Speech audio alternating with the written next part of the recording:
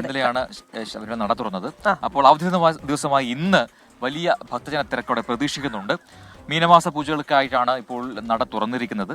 Fly ഓവറിലൂടെയും ബലിക്കല്ലിന് മുന്നിലെ പുതിയ പാതയിലൂടെയും ഭക്തരെ കടത്തിവിടുന്നു. അപ്പോൾ അത് സുഗമമായി പോകുന്നുണ്ടോ എന്നൊക്കെയുള്ള കാര്യങ്ങൾ പരിശോധിക്കുക കൂടിയാണ് ലക്ഷ്യം. അപ്പോൾ സന്നിധാനത്ത് നിന്ന് AV ജയശങ്കർ ഉണ്ട്. Very good morning Jaishankar. എന്തായാലും കഴിഞ്ഞ ദിവസം അവിടെ എത്തി. മീനമാസ പൂജകൾക്കായി ഭക്തിസാന്ദ്രമായ അന്തരീക്ഷമാണ്, ഒരുപാട് പേര് വരുന്ന ദിവസമാണ്. എന്തൊക്കെ തരത്തിലാണ് ക്രമീകരണങ്ങൾ ചെയ്തിരിക്കുന്നത്?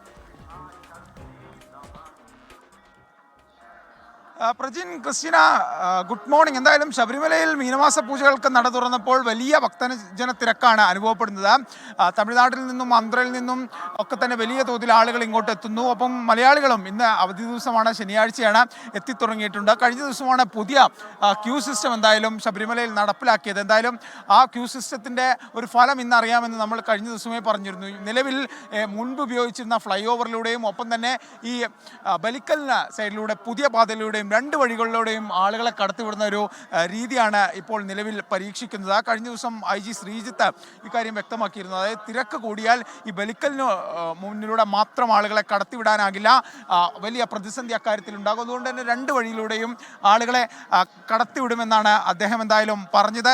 വലിയ തോതിലുള്ള ഒരു തിരക്ക് ശബരിമലയിൽ അനുഭവപ്പെടുന്നുണ്ട്. എന്തായാലും ഈ പുതിയ ക്യൂ സംവിധാനത്തെക്കുറിച്ചും അത് ഏതെങ്കിലും തരത്തിൽ പാളിച്ചുകൊണ്ടോ അങ്ങനെ എല്ലാ കാര്യങ്ങളും പറയാൻ ദേവസ്വം ബോർഡ് പ്രസിഡന്റ് തന്നെ 24-നോടൊപ്പം ചേരുന്നുണ്ട്. കഴിഞ്ഞ ദിവസം ഇതിൻ്റെ ഒരു പരീക്ഷണമാണെന്ന് പറഞ്ഞു. IG ശ്രീജിത്ത് പറഞ്ഞിരുന്നു തിരക്ക് കൂടിയാൽ ഫ്ലൈ ഓവർ കൂടി ഉപയോഗിക്കേണ്ടി വരും പഴയതുപോലെ. അപ്പോൾ നമ്മുടെ കണക്കൂട്ടലൊക്കെ അതുപോലെ പോകുന്നുണ്ടോ, അത് ഏതെങ്കിലും തരത്തിൽ പാളിച്ചുണ്ടോ?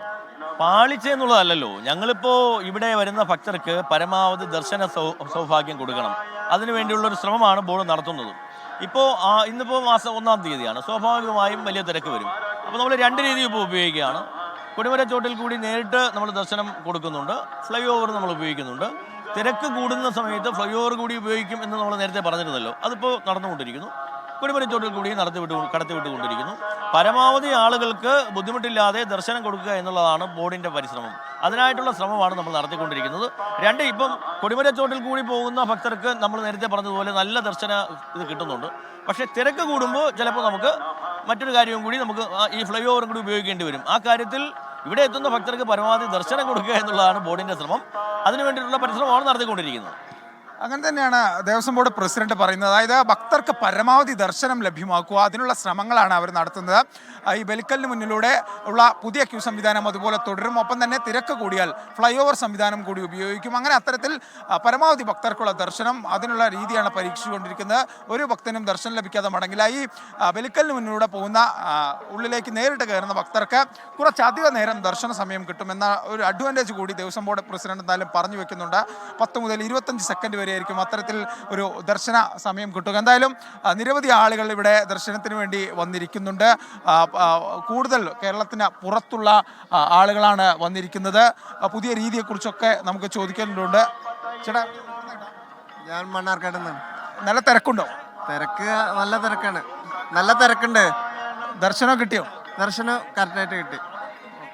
അതാണ് ആളുകൾ പറയുന്നത്, നല്ല തിരക്കുണ്ട് പലർക്കും. പക്ഷേ പുതിയ സംവിധാനം വന്നതോട് കുറച്ച് എളുപ്പത്തിൽ ദർശനം ലഭിക്കുന്ന ഒരു സാഹചര്യം എന്തായാലും ഉണ്ടായിട്ടുണ്ട്. പ്രജിൻ, ക്രിസ്റ്റീന. ശരി. AV ജയശങ്കറാണ് സന്നിധാനത്തു നിന്നും വിശദാംശങ്ങൾ നൽകിയത്.